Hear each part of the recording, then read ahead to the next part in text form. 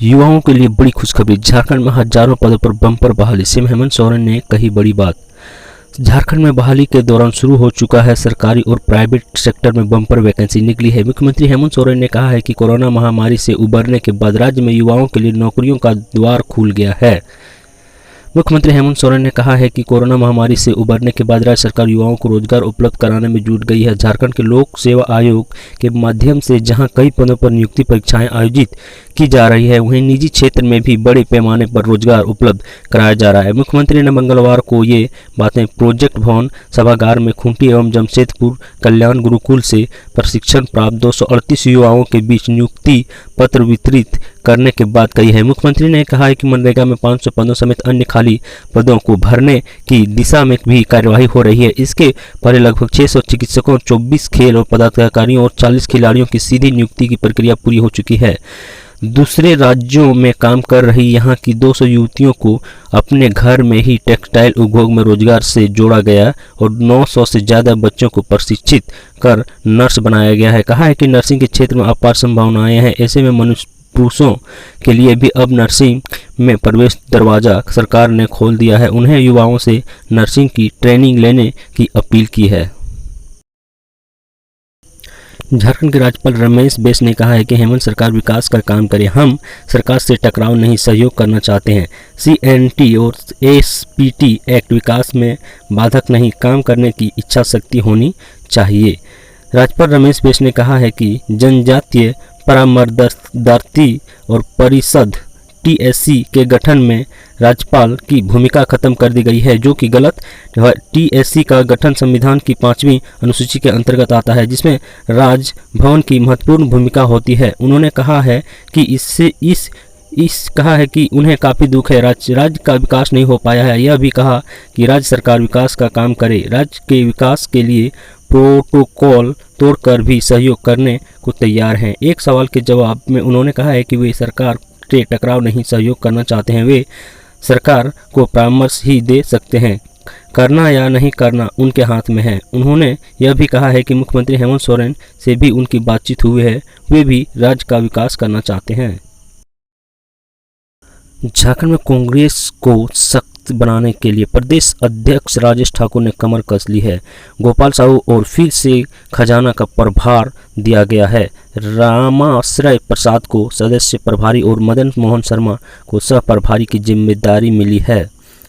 झारखंड प्रदेश Congress committee Thakur ने गोपाल प्रसाद साहू को फिर से संगठन में प्रदेश कोष मनोनीत किया है, जबकि रामश्रय प्रसाद कांग्रेस सदस्यता अभियान के प्रभारी और मदन मोहन शर्मा को सह प्रभारी होंगे। प्रवक्ता राकेश सिन्हा ने बताया कि गोपाल प्रसाद साहू ने 2013 से लगातार प्रदेश कांग्रेस कमेटी के कोषाध्यक्ष रहे हैं और रामाश्रय प्रसाद छात्र जीव के कांग्रेस में सक्रिय रहे हैं। 1967 से 1969 में बिहार राज्य अंतर्गत युवा कांग्रेस के सचिव, 1970 से 1972 में सिंहभूम जिला युवा कांग्रेस अध्यक्ष, 1976 से 1977 में सिंहभूम जिला कांग्रेस के उपाध्यक्ष रहे हैं।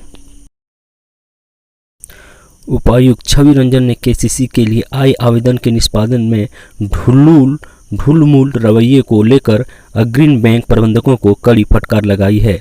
LDM को उपायुक्त ने अलग अलग शाखाओं में जाकर आवेदन निष्पादन की समीक्षा करने को कहा है। उन्होंने LDM को ब्रांच वाइजर रिपोर्ट और आवेदनों को किस कारण रिजेक्ट किया गया है, इससे संबंधित ब्रेकअप देने का भी निर्देश दिया गया है।